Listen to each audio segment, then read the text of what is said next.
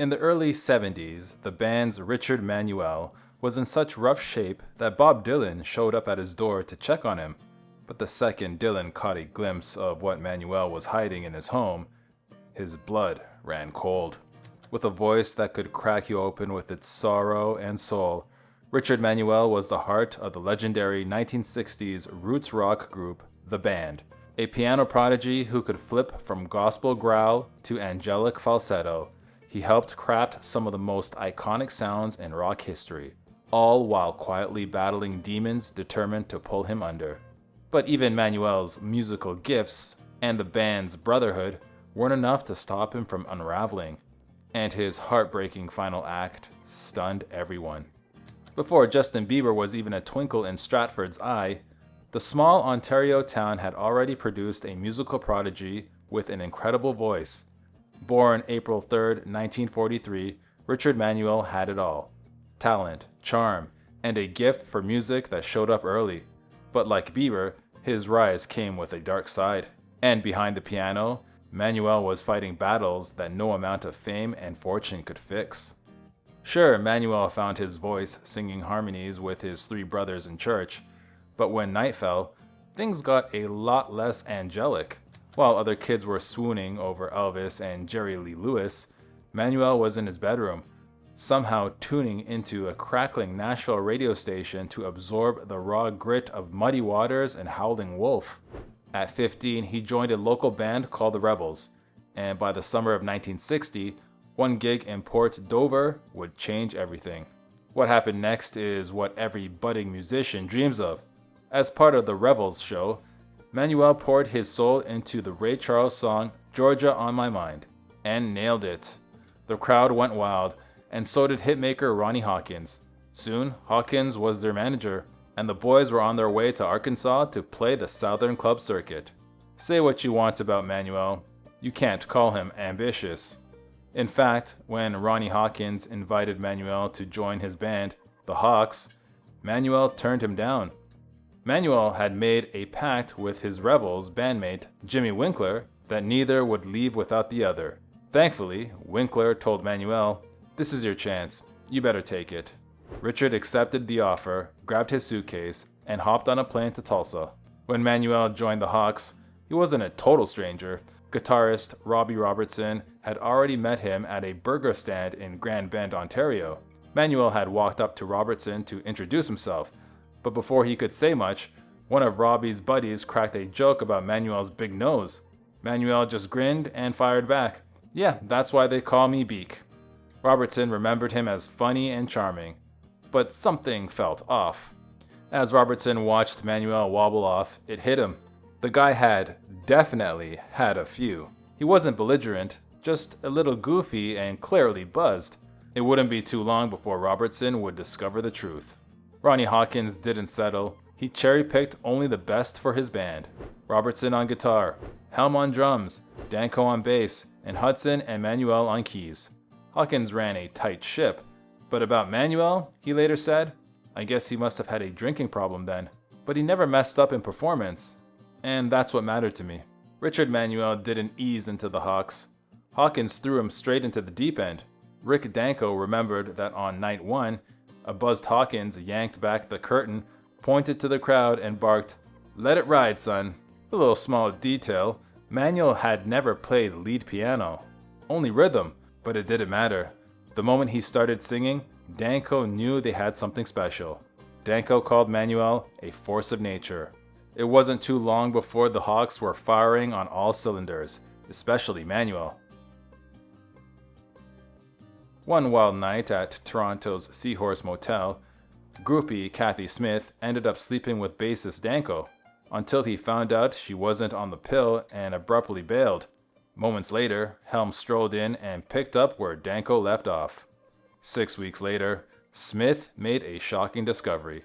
She was pregnant. Helm was the father, is what she says, but it was Manuel who offered to marry her. After all, he'd also been one of her many lovers. She turned him down, later writing that he was exactly like his singing voice, sad, sweet, and soulful, a little boy lost. If the guys thought life in the Hawks meant illicit substances and wild nights, They were in for a rude awakening. Hawkins ran the band like a drill sergeant. He fined members for indulging in substances, banned girlfriends from gigs, and preached discipline and daily practice. Robertson once compared it to boot camp. To top it off, the guys were itching to start creating their own music. By 1963, the Hawks were ready to leave the nest. Once the Hawks left Ronnie Hawkins behind, the rules were gone, and for Manuel, that wasn't necessarily a good thing. He was lovable, funny, and wildly talented, but there was something darker beneath the surface. When he was 17, he confessed that he'd already been drinking for 10 years. Yikes. Robertson later said, "From a very young age, we understood that Richard had a difficulty with booze and addiction, but as we'll see, he had even further to fall." Yes, Manuel loved the ladies, but one in particular caught his eye. A 19-year-old model named Jane Christensen. She'd made a splash in a Girls of Toronto spread in a men's magazine, and strangely, she was the only one photographed fully clothed. It wasn't just Manuel's love life that was heating up. His music career was about to catch fire. Word had spread that the Hawks had gone solo, and one of the biggest names in the business came calling, Bob Dylan. Dylan was done with the folk scene and ready to go electric. He needed a band that could handle the switch, and he wanted the best. Yes, Manuel and the guys would still be a backing band, but they'd be Dylan's backing band. When Dylan hit the stage with Manuel and the guys, fans were expecting folk tunes, not roaring guitars and pounding drums. The crowd booed, heckled, and even hurled stuff at the stage. The pressure was so intense that Levon Helm quit the tour. But the others played through the chaos, growing tighter with each show. Can you say trauma bond? As if the bad vibes and booze weren't enough, a simple twist of fate was about to launch the group to a whole new level. No one would wish Dylan harm. Well, maybe some folks at his 66 shows. But his motorcycle accident turned out to be weirdly lucky, both for Dylan and the group. While he was recovering in Woodstock, New York, Manuel and the group moved there too. They moved into a funny-looking pink siding-clad house, and that's where the real magic started to happen. Want the recipe for a musical revolution? Tuck a group of insanely talented weirdos in a house in the woods, fuel them with barbecue, booze, and Bob Dylan's money, and let them loose. No producers, no deadlines, just pure backwoods alchemy. Soul, country, gospel, R&B, rock, and rockabilly all colluding. The result? A debut album called Music from Big Pink, which contained what would become their biggest hit, The Wait. It was the moment they stopped being a band and became the band. If only walls of Big Pink could talk. One day, Bob Dylan came down to the basement, handed Manuel a sheet with lyrics on it, and said, "Have you got any music for this?" No pressure, right? The result was Tears of Rage, the haunting opener to Music from Big Pink. Manuel's pain-soaked voice carried the line, "Life is brief," with such aching truth, it now feels almost prophetic. Music from Big Pink didn't exactly set the world on fire, at first. Groups were rocking names like Strawberry Alarm Clock and were wearing Dayglow paisley. The band? They showed up dressed like turn-of-the-century farmers and sounded like a gospel revival crashing into a roadhouse. It was different, raw, and definitely far out. Slowly, though, the world started to catch on. With some money finally coming in, Manuel started making big plans. There's no denying that Manuel had game. By 1968, the band was dodging fame and skipping tours to protect their creative freedom. But Manuel had planned a detour of his own. After losing his license for speeding, he called his ex-girlfriend, Jane the model, and asked for a lift to a family wedding. His real plan? Pop the question on the drive. And what do you know? It worked! They married the next weekend, and Manuel gleefully referred to the whole thing as a successful manipulation. No, Manuel was not in a throuple, but yes, he and his new wife shared a Woodstock house with bandmate Garth Hudson. Perched above the Ashokan Reservoir, it had sweeping views and a living room that doubled as the band's rehearsal space. As head over heels as Manuel was, the real fireworks came one night when his accident-prone alter ego took over. As the story goes, a long day in the fresh air had given everyone the munchies. So Manuel tried to fire up the backyard grill with gasoline. He used so much fuel, it basically exploded, giving him third-degree burns on his foot. Ouch. Just as the band's career was heating up, Manuel spent the next 2 months sidelined. In 1968, George Harrison visited the band in Woodstock, and it blew his mind. Compared to the Beatles' rising egos and chaos, the band felt like a musical utopia. No pecking order, no drama, just raw talent and deep respect. Artistically, I respect the band enormously, Harrison later said. All the different guys in the group sang. High praise indeed. Not too long after jamming with Manuel and the band, Harrison released the solo album All Things Must Pass, which he said was influenced by the band. Take one look at the cover and you can see the band's influence. Ironically, while the band was inspiring unity and endurance, their own all-for-one, one-for-all spirit was quietly beginning to crack. By the time the band's self-titled second album came out, Manuel had earned his place as one of the group's creative forces. Drummer Helm had assumed that the songwriting credits and the money that came with them would finally reflect that. But when the record came out, Manuel's name appeared on just 3 tracks.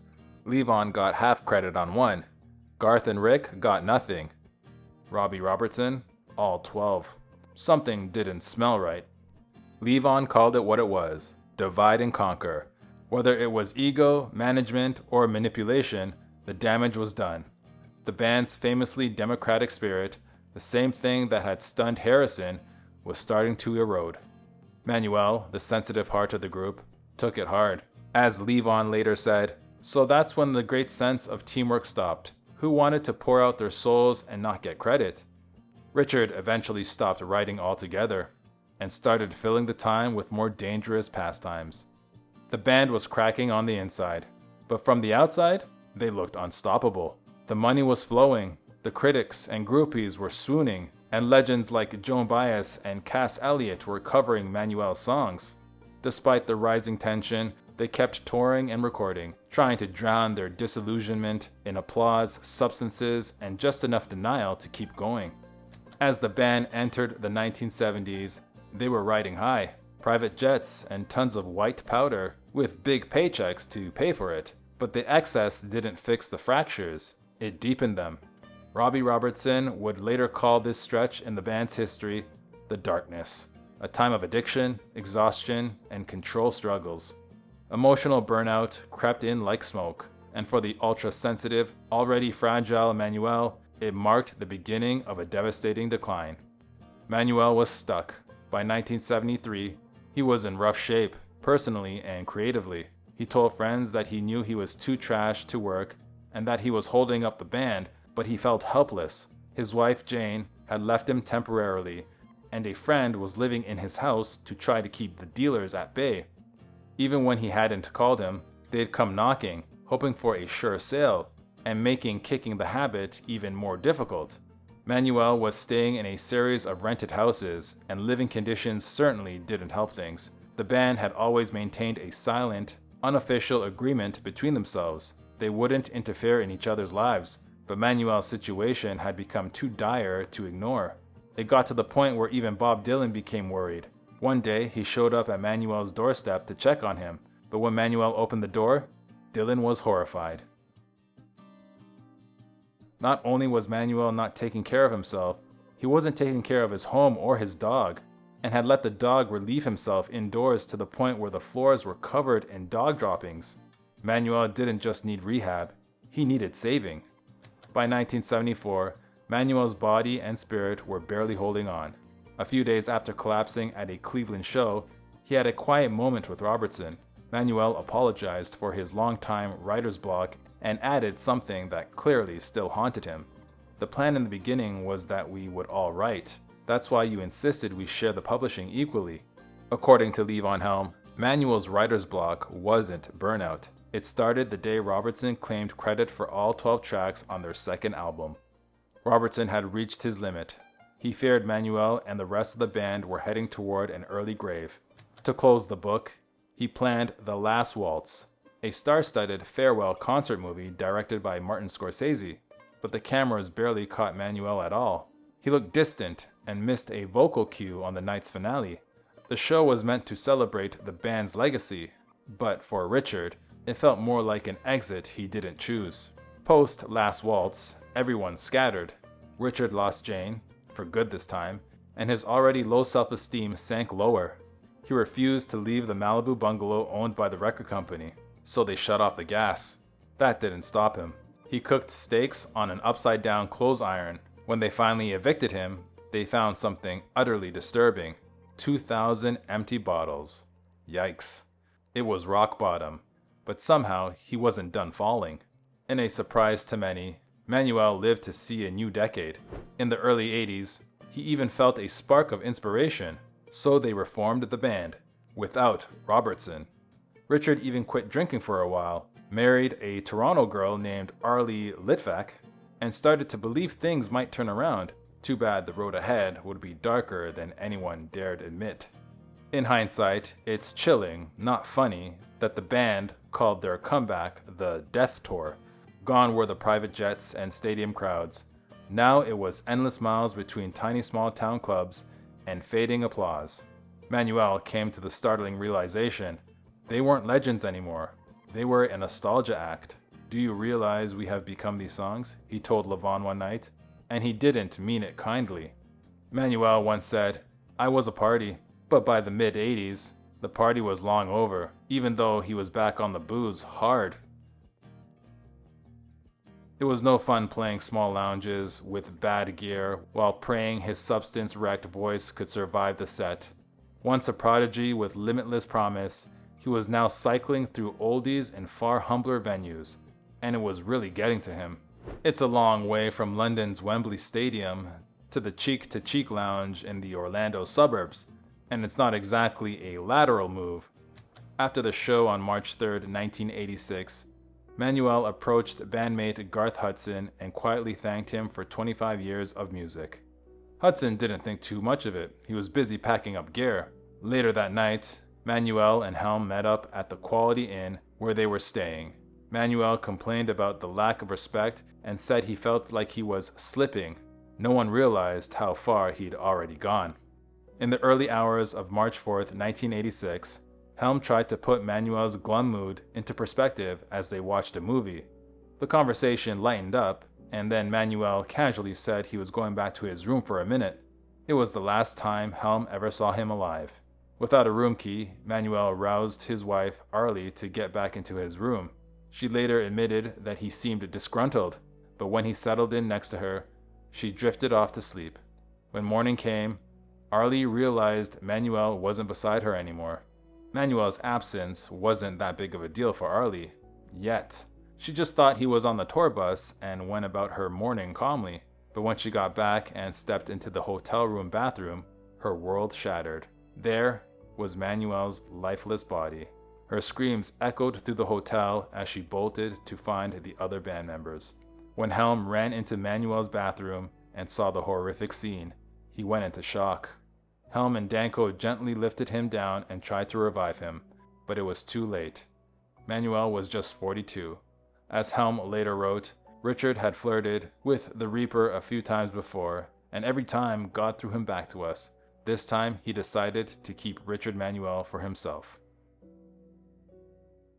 At Manuel's memorial service, Robbie Robertson was a no-show, but bassist Rick Danko made up for it by singing one of Manuel's most famed songs, "I Shall Be Released," in tribute. As Danko asked the mourners to join in, they did through tears. The room was full of artists, friends, and family, but nothing could fill the void Manuel had left behind. What broke Manuel wasn't just addiction. It was knowing he'd once had the world in his hands, and somehow let it slip away. He didn't live to see the band's 1994 Rock and Roll Hall of Fame induction, but his presence was undeniable. Fans still describe his falsetto as a soul punch. When he sang, you felt it. As Helm said, Richard could hurt you with that voice of his. If you enjoyed this Factinate video, give it a thumbs up and subscribe for more incredible stories. Want to say in who we cover next? Join our membership program through the link in the description for exclusive perks. Your support means everything to us. Thanks for watching, and we'll see you on the next one.